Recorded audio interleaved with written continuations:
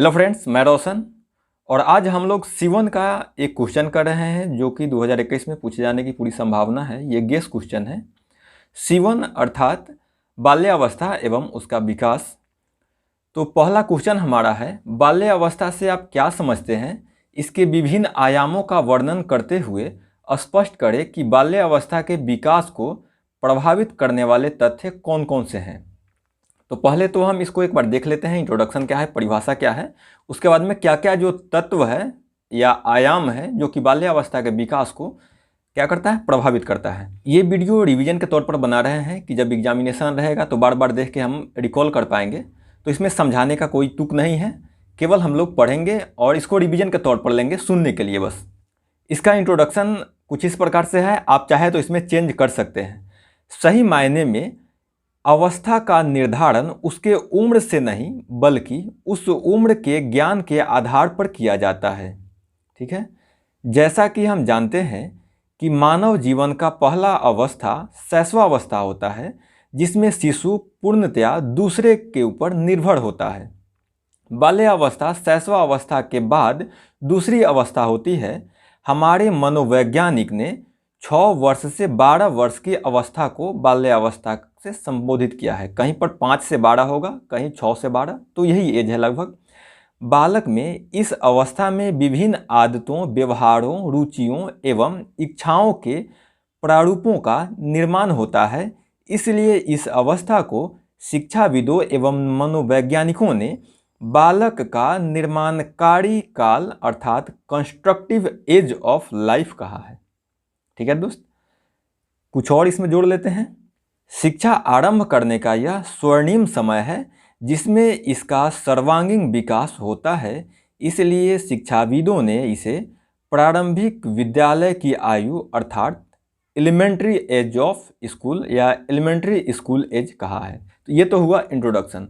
अब कुछ शिक्षाविद ने इसको अपने अपने ढंग से परिभाषित किया है, एक बार उसको भी देख लेते हैं। बाल्यावस्था के विभिन्न परिभाषाएं विभिन्न मनोवैज्ञानिकों एवं शिक्षाविदों ने अपने अपने तर्क एवं चिंतन के आधार पर बाल्यावस्था को निम्न प्रकार से परिभाषित किया है।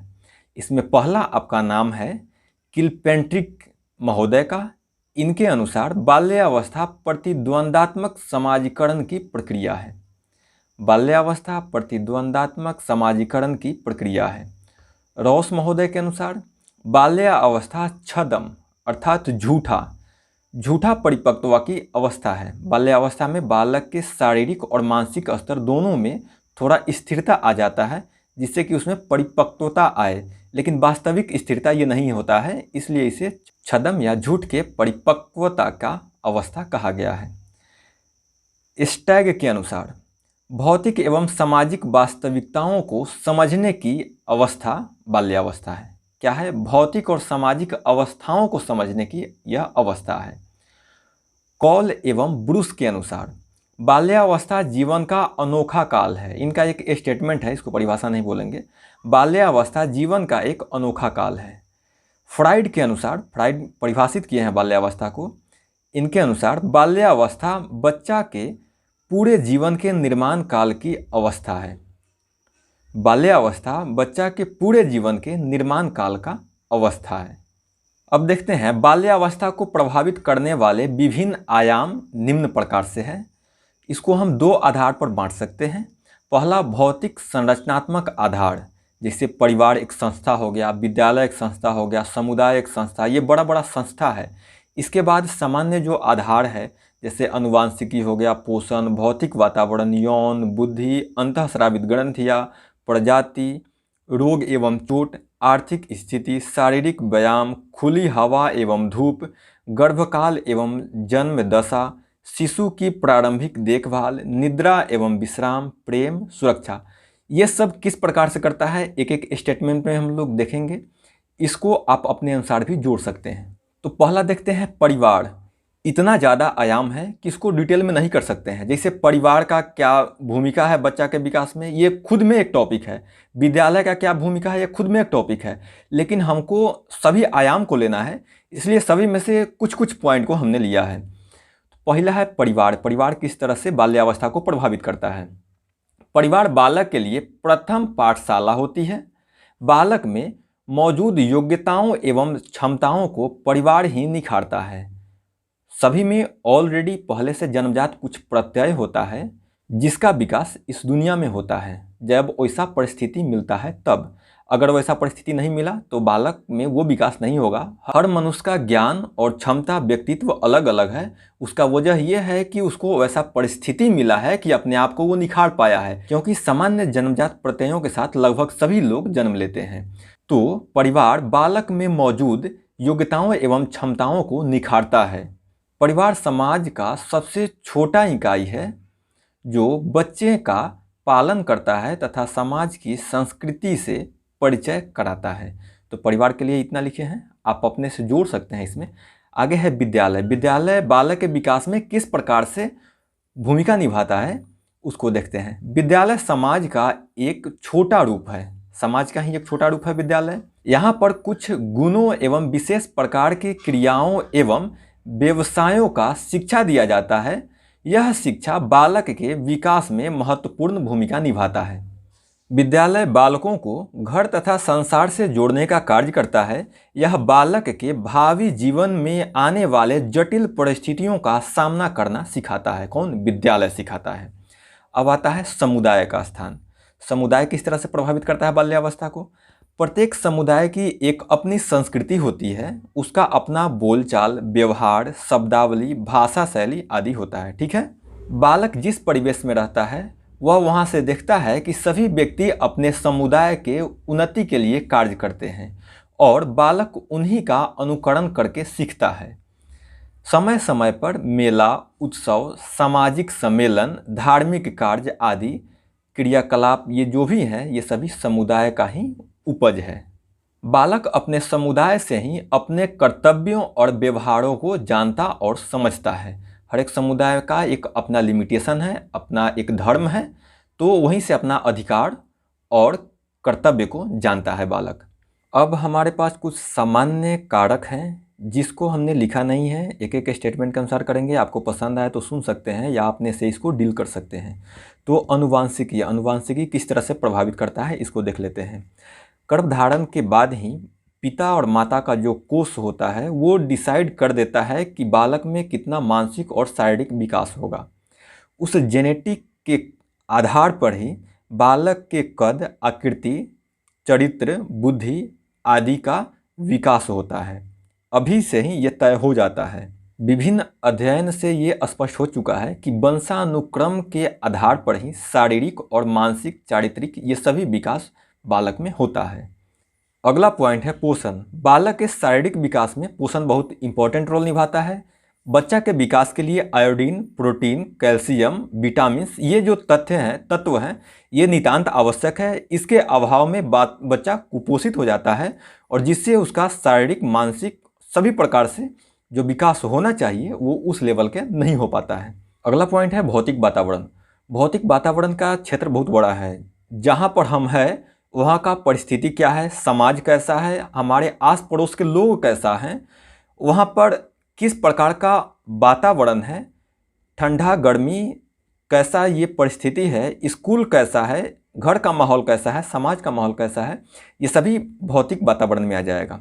बालक के विकास क्रम में यौन भेद का भी प्रभाव पड़ता है। लड़कियों का विकास लड़कों की अपेक्षा तेजी में होता है और वो जल्दी परिपक्वता अवस्था में चली जाती है, जबकि लास्टली बालक का विकास ज़्यादा होता है और वो शारीरिक रूप से थोड़ा मजबूत होता है। अगला पॉइंट है बुद्धि या इंटेलिजेंसिया। अध्ययन के आधार पर यह पता चला है कि कुशाग्र बुद्धि वाले छात्र का, विद्यार्थी का शारीरिक और मानसिक दोनों विकास मंद बुद्धि वाले बालक के शारीरिक और मानसिक विकास से अधिक तीव्र में होता है। और इसके अलावा कुशाग्र बुद्धि वाला बालक मंद बुद्धि वाले बालक से जल्दी चलना और बोलना सीख लेते हैं। अगला है अंतःस्रावित ग्रंथियाँ। ये भी विकास क्रम में प्रभाव डालता है। किसी में ये सेक्रेशन अधिक होता है, किसी में कम होता है, तो उसी आधार पर उसका विकास भी होता है। तो अंतःस्रावित ग्रंथि भी उसके विकास में प्रभाव डालता है। अगला है प्रजाति। प्रजाति भी विकास क्रम को प्रभावित करता है। शिक्षाविदों के अनुसार अध्ययन से ये पता चला है कि गर्म जलवायु का बच्चा ठंडे जलवायु के बच्चा से अधिक कुशाग्र होता है। एक अध्ययन के अनुसार ये पता चला है कि निग्रो जो बालक है उसका विकास श्वेत बालक की अपेक्षा 80% अधिक होता है।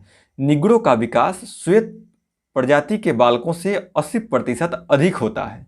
अब प्रजाति का बात आया है तो अमेरिका जो ऐसा देश है वहाँ पर रंग भेद बहुत ज़्यादा है। तो वहाँ पर हर वर्ष एक अध्ययन होता है जिसमें श्वेत, अश्वेत और भारतीय मूल का जो व्यक्ति है उस पर अध्ययन होता है। तो हर बार का रिजल्ट यही होता है कि भारतीय मूल का जो व्यक्ति है वो ज़्यादा इंटेलिजेंट होता है, उसके बाद में श्वेत जो वहाँ का मूल निवासी है अमेरिका का उसका स्थान आता है और तीसरे स्थान पर अश्वेत रहता है। तो अमेरिका में रंग भेद बहुत ज़्यादा है। अगला पॉइंट है रोग और चोट।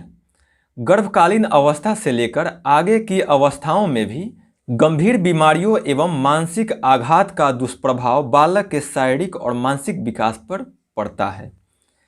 अगला है आर्थिक स्थिति। आर्थिक स्थिति का बालकों के विकास पर बहुत व्यापक प्रभाव पड़ता है।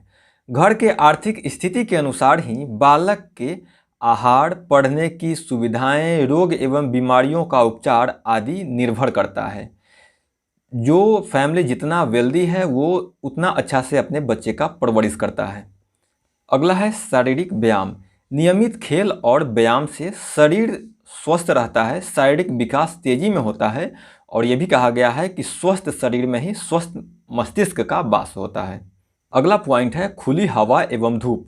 खुली हवा मिलने से व्यक्तियों में श्वसन प्रक्रिया में कोई समस्या नहीं आती, फेफड़ा और हृदय स्वस्थ रहता है तथा धूप मिलने से शरीर में रोग प्रतिरोधक क्षमता का विकास होता है, साथ ही हड्डियां एवं मांसपेशी मजबूत होता है और धूप से विटामिन डी का शरीर में कभी कमी नहीं होता है।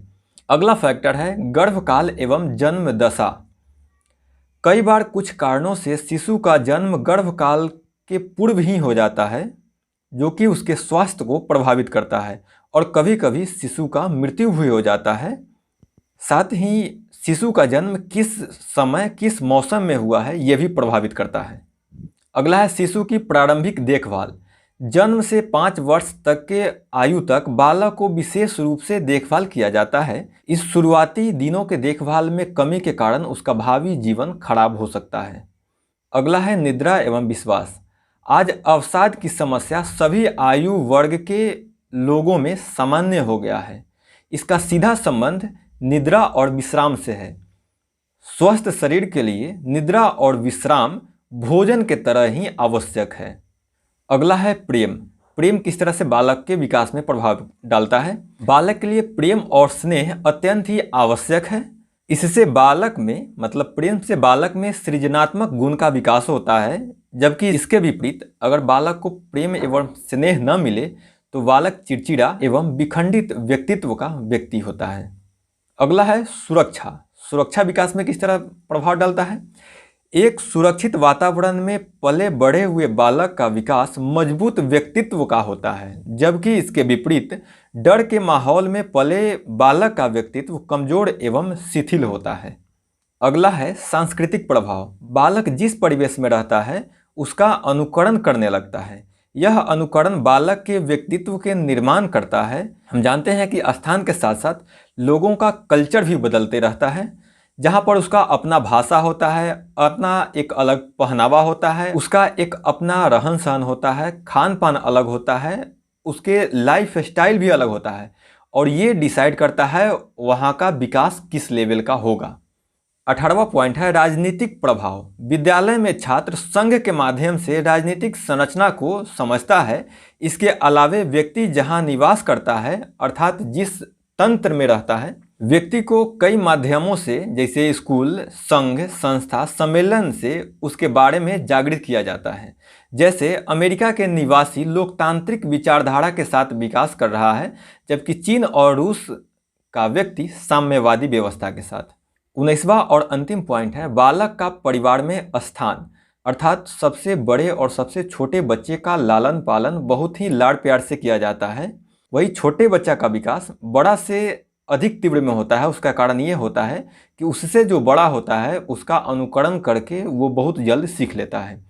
तो दोस्त आपको वीडियो कैसा लगा है, अच्छा लगा है तो दोस्तों में शेयर कीजिए। और ये एक रिवीजन के व्यू से बनाया है, समझाने के व्यू से नहीं।